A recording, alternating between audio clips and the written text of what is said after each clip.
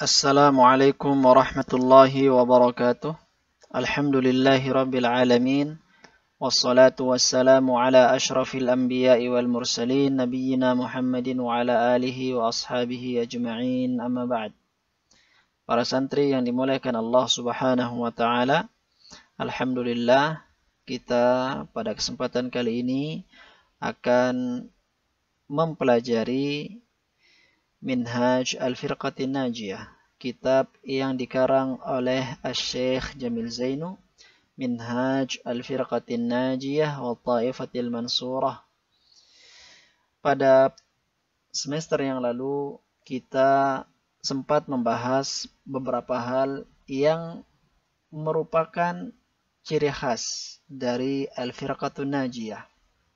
Dan insya Allah pada kesempatan kali ini kita akan melanjutkan pembahasan mengenai ciri khas yang dimiliki oleh Al-Firqatin Najiyah Ahlus Sunnah wal Jamaah. Baik, kita akan masuk kepada pembahasan Asy-Syaikh di sini. Asy-Syaikh Jamil Zainu mengatakan Al-Firqatun Najiyah tahtarimul a'immatal mujtahidin. Jadi sebelum saya jelaskan, penting bagi kita untuk mengetahui ciri khas dari Al-Firqatin Najiyah. Mengapa? Karena begitu banyak orang mengaku, mengklaim diri sebagai Ahlu Sunnah wal Jamaah. Untuk mengklaim itu sangatlah mudah. Setiap orang bisa mengatakan dirinya Ahlu Sunnah wal Jamaah. Tetapi klaim harus dibuktikan, dan pembuktian itu harus nampak pada diri orang yang mengklaim.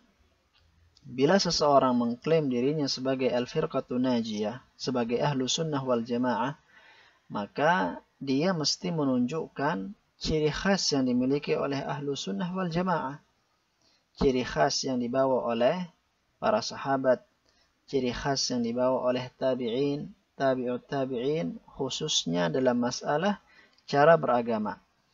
Nah, di sini penulis akan menjelaskan ya ciri-ciri dari Ahlu Sunnah wal Jamaah Al-Firqatun Najiyah. Beliau mengatakan Al-Firqatun Najiyah memuliakan, menghormati para imam mujtahidin, para ulama, orang-orang yang memiliki kapasitas untuk membaca, ya, untuk memberikan kesimpulan hukum dari nas-nas Al-Quran dan Sunnah. Jadi Al-Firqatun Najiyah, Ahlu Sunnah, menghormati para ulama. Wala tata'assabu liwahidin minhum. Dan mereka tidak fanatik terhadap satu dari para ulama. Jadi meskipun mereka menghormati, memuliakan para ulama, akan tetapi mereka tidak fanatik terhadap mereka. Tidak fanatik terhadap salah seorang dari mereka. Yang menjadi standar mereka apa? Ahlu Sunnah. Bal ta'khudul fiqha minal Qur'ani wal ahadithis sahihah wa min aqwalihim jami'an. Akan tetapi Al-Firqatun Najiyah mengambil pemahaman agama dari Al-Quran, dari hadis-hadis yang sahih, dan dari ucapan para ulama seluruhnya. Jadi Ahlu Sunnah wal Jamaah, di antara bentuk mereka memuliakan para ulama, mereka mengambil ucapan-ucapan para ulama. Tidak hanya satu ucapan ulama, tidak hanya dari satu ulama, tetapi dari seluruh ulama. Idza wafaqal hadits sahih, namun tentu dengan syarat ucapan-ucapan tersebut wafaqal hadits sahih, sesuai dengan hadis yang sahih. Ya, selama ucapan para ulama sesuai dengan Al-Quran, sesuai dengan hadis yang sahih, maka kita terima ucapan para ulama. Wa hadza muwafiqun li kalamihim, dan hal ini sesuai dengan nasihat para ulama. sesuai dengan wasiat para ulama. Haitsu awsaw atba'ahum an ya'khudhu bil hadits sahih. Di mana para ulama mewasiatkan, menasihatkan kepada pengikut-pengikut mereka untuk mengambil pemahaman agama dari hadis yang sahih.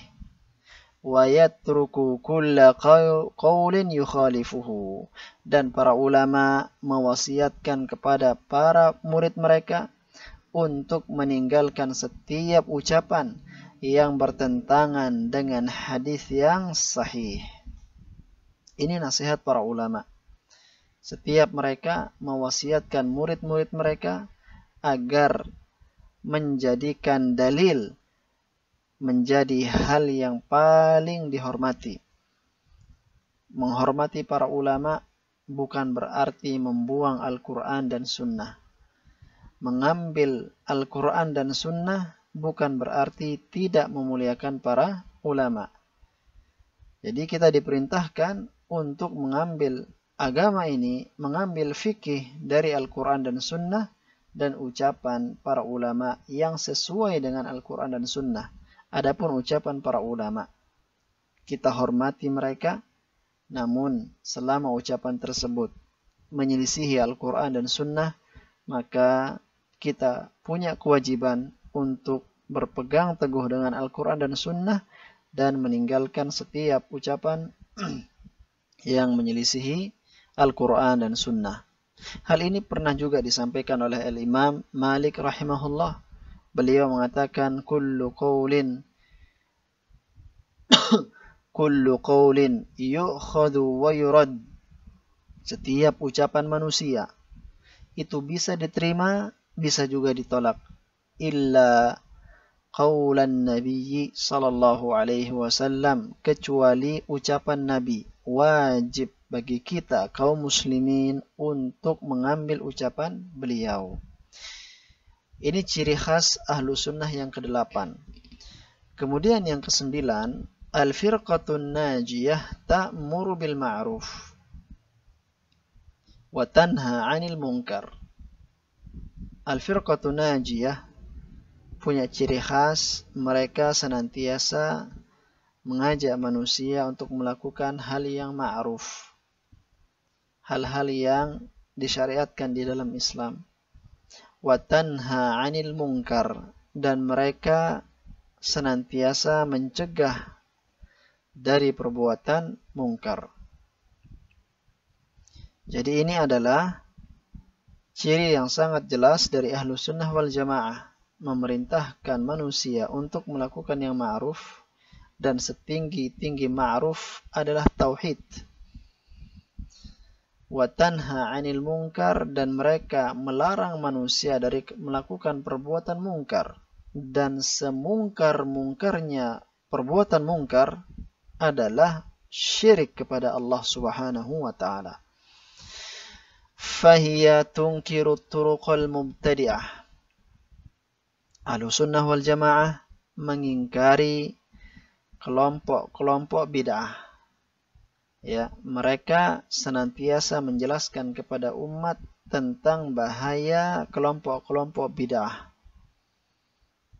Wal ahzabal haddamah, dan mereka senantiasa mengingkari ya kelompok-kelompok yang merusak Islam. Allati farraqatil ummah, yang mana kelompok-kelompok bid'ah, kelompok-kelompok yang merusak Islam ini memecah belah umat Islam. Ya, karena pengaruh yang sangat buruk yang ditimbulkan oleh kelompok-kelompok bid'ah, maka ahlu sunnah wal jamaah senantiasa mengingatkan umat tentang bahaya kelompok-kelompok ini. Karena setiap kelompok senantiasa membawakan Al-Quran, senantiasa membawakan hadis-hadis yang difahami dengan pemahaman mereka. Sehingga banyak sekali manusia yang tertipu, sedangkan mereka tidak dalam keadaan menyadarinya. Ya.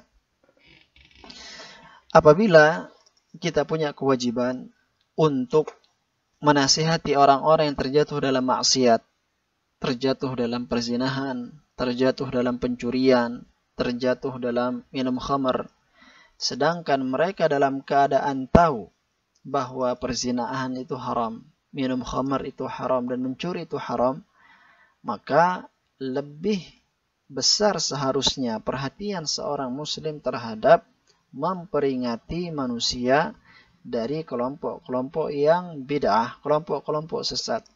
Karena alasannya seperti yang disebutkan tadi, bahwa banyak sekali umat Islam dalam keadaan tidak tahu, dalam keadaan jahil, mereka terpengaruh dengan kelompok-kelompok sesat di dalam tubuh agama Islam. Wabtada'at fid din wabta'adat an sunnati ar-rasuli sallallahu alaihi wasallam wa ashabihi.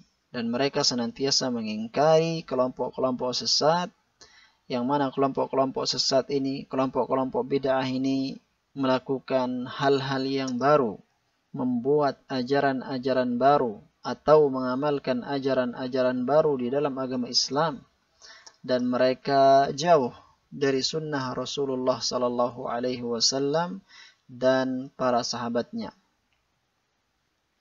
Jadi Ahlu sunnah wal jamaah menganggap bahwa membela sunnah Nabi sallallahu alaihi wasallam, membantah orang-orang yang melakukan bid'ah di dalam agama Islam sebagai bentuk jihad. Hal ini sebagaimana yang pernah dikatakan oleh salah seorang guru al-Imam al-Bukhari. Beliau mengatakan, "Adz-dzabbu 'anis sunnah minal jihad." Membela sunnah Nabi sallallahu alaihi wasallam, dan di antara bentuk membela sunnah Nabi adalah membantah bid'ah dan kelompok-kelompok bid'ah. Ini adalah bagian dari jihad, kata salah seorang dari guru al-Imam al-Bukhari.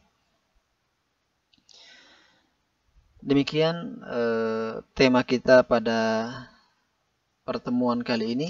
Semoga bermanfaat dan bisa difahami.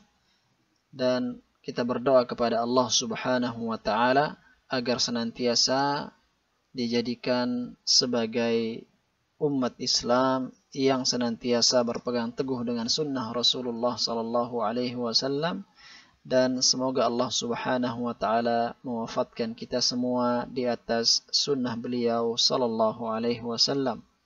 Kita tutup dengan doa kafaratul majlis.